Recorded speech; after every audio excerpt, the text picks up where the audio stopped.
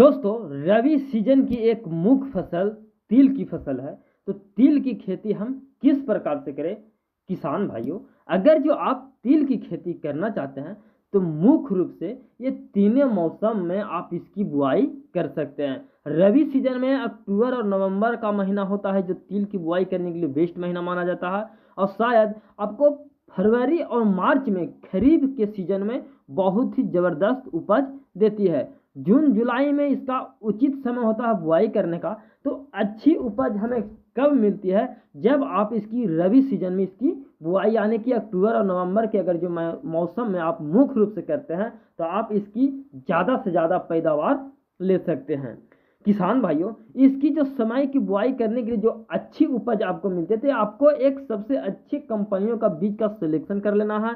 तिल आप घरेलू भी उपयोग कर सकते हैं, जो कि बीज किसान अधिकतर घर का ही ज़्यादा प्रयोग करते हैं।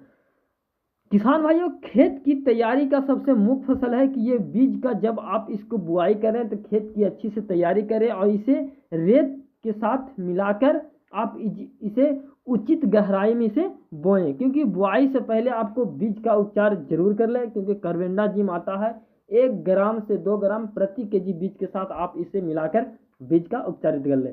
किसान भाइयों, खरीफ मौसम में यानी कि जून के अंत में जुलाई से शुरुआती सप्ताह का ये सबसे अच्छी बुआई करने का समय होता है। ये सबसे बेस्ट माना जाता है। ज़्यादातर मौसम फरवरी और मार्च में जो किसान मध्य में तिल की जो बुआई करते हैं वो फरवरी और मार्च में इसकी बुआई कर सकते हैं। रबी सीजन में इसका सबसे परफेक्ट माना जाता है। अगर जो आप रबी सीजन के अक्टूबर से नवंबर के महीने में अगर जो आप तिल की बुआई करते हैं तो ज़्यादा पैदावार के साथ साथ ज़्यादा आपको प्रॉफिट मिलने वाला है। किसान भाइयों, खेत की तैयारी करना बहुत जरूरी है, क्योंकि तिल की खेती के लिए जो मिट्टी होती है बलुआई दोमट मिट्टी या काली मिट्टी में सबसे अच्छा पैदावार देती है।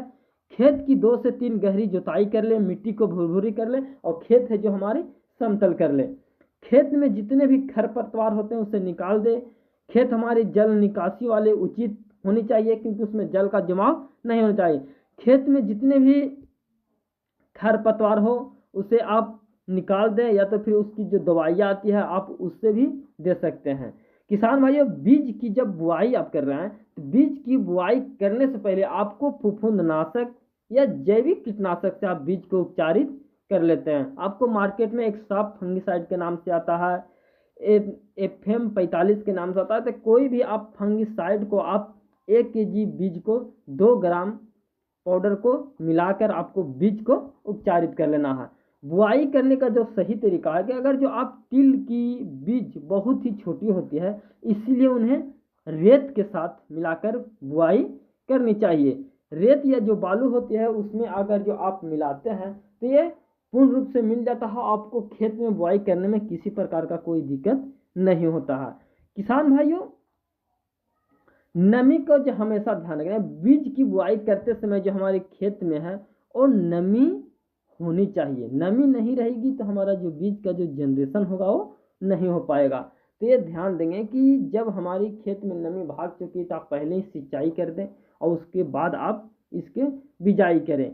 खेत में पानी की कमी नहीं होनी चाहिए, क्योंकि पानी की सिंचाई की आपकी आवश्यकता पड़ती है और इसमें पानी का जमाव भी नहीं होना चाहिए। ये 2 चीज़ पे ध्यान देना चाहिए। जब आप मिट्टी की जांच करवाते हैं तो उस समय पे आप यूरिया का, DAP का, MOP का प्रयोग जरूर करें। जब आपकी खाद के लेकर हम बात कर रहे हैं कि किसान भाइयों, यदि आप इसकी बीज की बुआई कर रहे हैं तो आपको ज़्यादातर मामले में फास्फोरस का पूर्ति जरूर करें। फास्फोरस और नाइट्रोजन को अगर जो आप पूर्ति करते हैं तो हमारा पौधा का जो वनस्पतियों का विकास होगा वो तेजी से होगा, आपका फल फूल उसमें ज़्यादा लगेगा और आपका पैदावार में भी ज़्यादा बढ़ोतरी होगा। तो आप प्रति एकड़ के हिसाब से कम 10 से 12 kg DAP जी, 15 से 20 kg यूरिया और 5 से 10 kg पोटास की मात्रा आपको ले लेना है। नहीं तो आप खेत की जब जुताई कर रहे हैं तो उस समय पे वर्मी कंपोस्ट, गोबर की सड़ी खाद जो 6, 7, 8 महीना पुरानी हो उसे प्रयोग करें। इससे आपका ज़्यादा बेनिफिट होगा।